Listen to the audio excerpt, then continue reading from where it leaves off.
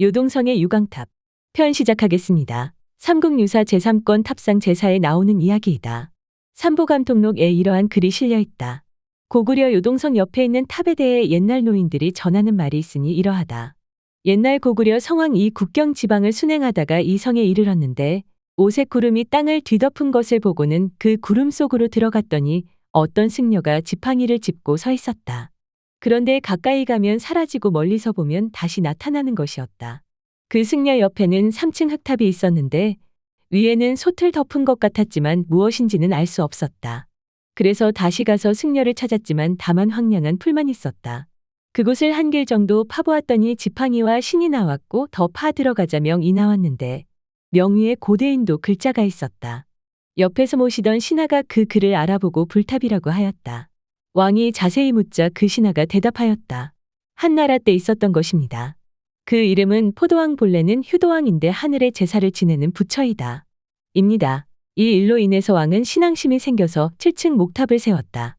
그 뒤에 불법이 이르러서야 그 전말을 자세히 알게 되었다. 지금은 다시 탑의 높이가 줄었는데 목탑이 썩어 부서졌기 때문이다.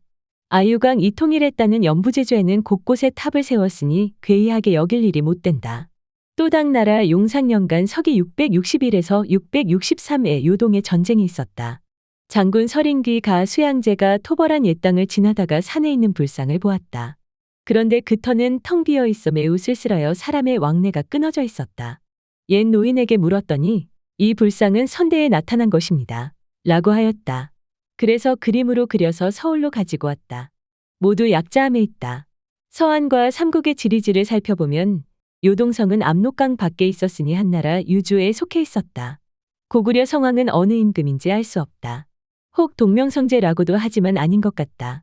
동명성제는 전한 원제 건소 2년 기원전 37에 왕위에 올라서 성제홍가 이민년 기원전 19에 세상을 떠났으니 그때는 한나라에서도 불경을 보지 못하였는데 어떻게 해외의 신하가 인도어를 알아보았겠는가?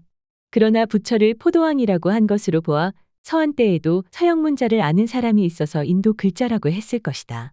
고전을 살펴보면 아유강이 귀신들에게 명하여 9억 명이 사는 곳마다 탑 하나씩 세우게 했다고 한다. 이렇게 하여 연부 안에 8만 4천 개를 세워 큰 돌 속에 감추어 두었다고 한다. 지금 곳곳에 상서로운 징조가 나타나는 것이 한둘이 아니니 대체로 진신의 살이란 그 가뭄됨을 헤아리기 어려운 것이다. 다음과 같이 찬미한다. 아유강의 보탑 세상 곳곳에 세워져 비에 젖고 구름에 묻히어 있기까지 아롱졌네. 그 당시 길 가는 사람들의 눈길 상상해 보면 몇 사람이나 무덤을 가리켰을까? 이상 삼국유사에 실린 내용이다. 시청해 주셔서 감사합니다.